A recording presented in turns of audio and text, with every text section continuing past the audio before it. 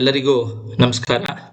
ಪ್ರೀತಿಯ ವಿದ್ಯಾರ್ಥಿಗಳೇ, ನೀವು ನಿಮ್ಮ UCMS ಲಾಗಿನ್ ಆದವಾಗ ನಿಮಗೆ ಅಪ್ಡೇಟ್ ಆಪಾರ್ ಐ ಡಿ ಅಂತ ಹೇಳ್ಬಿಟ್ಟು ಈ ರೀತಿಯಾದ ಪೇಜ್ ಪಾಪಪ್ ಆಗುತ್ತೆ.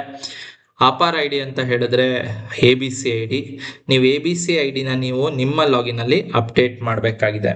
ಯಾಕೆ ಅಪ್ಡೇಟ್ ಮಾಡಬೇಕಂತ ಹೇಳಿದ್ರೆ ನಿಮ್ಮ ಮಾರ್ಕ್ಸ್ ಕಾರ್ಡ್ ಆಗಿರ್ಬೋದು, ಪ್ರೊವಿಷನಲ್ ಡಿಗ್ರಿ ಸರ್ಟಿಫಿಕೇಟ್ ಆಗಿರ್ಬೋದು, ಕಾನ್ವೊಕೇಶನ್ ಸರ್ಟಿಫಿಕೇಟ್ ಆಗಿರ್ಬೋದು, ಎಲ್ಲ ಯೂನಿವರ್ಸಿಟಿಯವರು ತಮ್ಮ ವಿದ್ಯಾರ್ಥಿಗಳ ಡಾಕ್ಯುಮೆಂಟ್ಸ್ ಅನ್ನು ಡಿಜಿಲಾಕರ್ಗೆ ಪುಷ್ ಮಾಡೋರು ಇದ್ದಾರೆ. ಸೊ ಡಿಜಿಲಾಕರ್ಗೆ ಯಾವಾಗ ಪುಷ್ ಆಗುತ್ತೆ ಅಂತ ಹೇಳಿದ್ರೆ ನಿಮ್ಮ ಲಾಗಿನ್ ಅಲ್ಲಿ ನೀವು ABC ID ನೀವು ಅಪ್ಡೇಟ್ ಮಾಡಿದ್ಮೇಲೆ. ಸೊ ಹಾಗಾಗಿ ಅಪ್ಡೇಟ್ ಮಾಡೋದು ಹೇಗೆ ಅಂತ ಹೇಳ್ಬಿಟ್ಟು ನಾನು ಆ ಪ್ರೊಸೆಸ್ನ ತಿಳಿಸ್ಕೊಡ್ತೇನೆ. ಫಸ್ಟ್ ನೀವೇನ್ ಮಾಡಬೇಕು ಅಂತ ಹೇಳಿದ್ರೆ ಈ ರೀತಿಯಾದ ಪೇಜ್ ಏನು ಓಪನ್ ಆಗಿರುತ್ತೆ, ಅಲ್ಲಿ ಕೆಳಗಡೆ ಫೆಚ್ ಆಪಾರ್ ಐ ಡಿ ಅಂತ ಇದೆ. ಆ ಆಪಾರ್ ಐ ಡಿಗೆ ಕ್ಲಿಕ್ ಕೊಡಿ. ಆಪಾರ್ ಐ ಡಿಗೆ ಕ್ಲಿಕ್ ಕೊಟ್ಟ ತಕ್ಷಣನೇ ನಿಮ್ಗೆ ಇನ್ನೊಂದು ಪೇಜ್ ಓಪನ್ ಆಗುತ್ತೆ, login or create your account ಅಂತ ಹೇಳ್ಬಿಟ್ಟು. ಇಲ್ಲಿ ನಿಮ್ಮ ಆಪಾರ್ ಐ ಡಿ ಅಥವಾ ABC ID ನೀವು ಎಂಟ್ರಿ ಮಾಡಬೇಕು.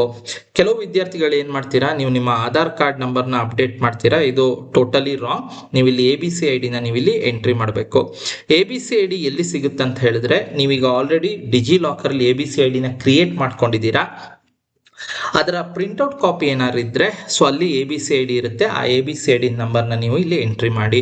ಅಕಸ್ಮಾತ್ ನಿಮ್ಮಲ್ಲಿ ಆ ಪ್ರಿಂಟ್ಔಟ್ ಇಲ್ಲ, ABC ID ಪ್ರಿಂಟ್ಔಟ್ ಇಲ್ಲ ಅಂತ ಹೇಳಿದ್ರೆ ಡಿಜಿಲಾಕರ್ ಅಲ್ಲಿ ಲಾಗಿನ್ ಆದವಾಗ ಹೋಮ್ ಏನ್ ಲಾಗಿನ್ ಆಗ್ತೀರಾ, ಹೋಮ್ ಪೇಜ್ ಓಪನ್ ಆಗಿರುತ್ತೆ. ಇಲ್ಲೇ ನಿಮ್ಗೆ ಹೋಮ್ ಪೇಜ್ ಅಲ್ಲೇ ಆಪಾರ್ ಐ ಡಿ ಅಂತ ಹೇಳ್ಬಿಟ್ಟಿರುತ್ತೆ. ಅದಕ್ಕೆ ಕ್ಲಿಕ್ ಕೊಟ್ಟಿದ್ದೆ ಆದ್ರೆ ನಿಮ್ಮ ABC ID ಅಥವಾ ಆಪಾರ್ ಐ ಡಿ ಅಲ್ಲಿ ಸಿಗುತ್ತೆ, ಅಲ್ಲಿ ನಂಬರ್ ಇರುತ್ತೆ, ಅದನ್ನ ಎಂಟ್ರಿ ಮಾಡಿ.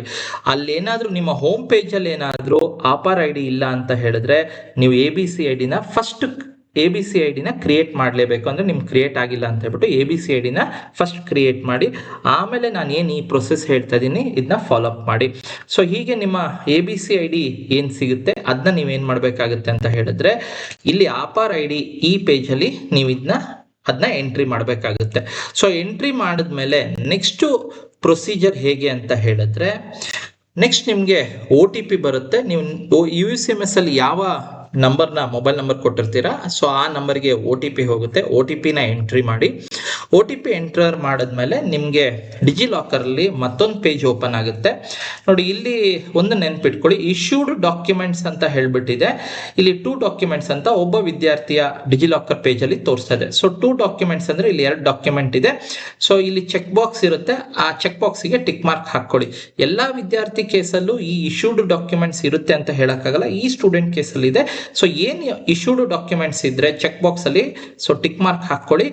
ಇಲ್ಲ ಅಂತ ಹೇಳಿದ್ರೆ ಸ್ಟ್ರೈಟ್ ಅವೇ ನೀವೇನ್ ಮಾಡ್ಬೋದು ಅಂತ ಹೇಳಿದ್ರೆ ಇಲ್ಲಿ ಎಲೋ ಅಂತ ಏನಿರುತ್ತೆ ಸೊ ಅದಕ್ಕೆ ಕ್ಲಿಕ್ ಕೊಟ್ಟಿದ್ದೆ ಆದ್ರೆ ಸೊ ಅಲ್ಲಿಗೆ ನಿಮ್ಮ ಆಪಾರ್ ಐ ಡಿ ಅಪ್ಡೇಟ್ ಆಗುತ್ತೆ. ನೆಕ್ಸ್ಟ್ ನಿಮ್ಮ ಲಾಗಿನ್ ಅಲ್ಲಿ ಈ ರೀತಿಯಾಗಿ ಮೆಸೇಜ್ ಪಾಪಪ್ ಆಗುತ್ತೆ.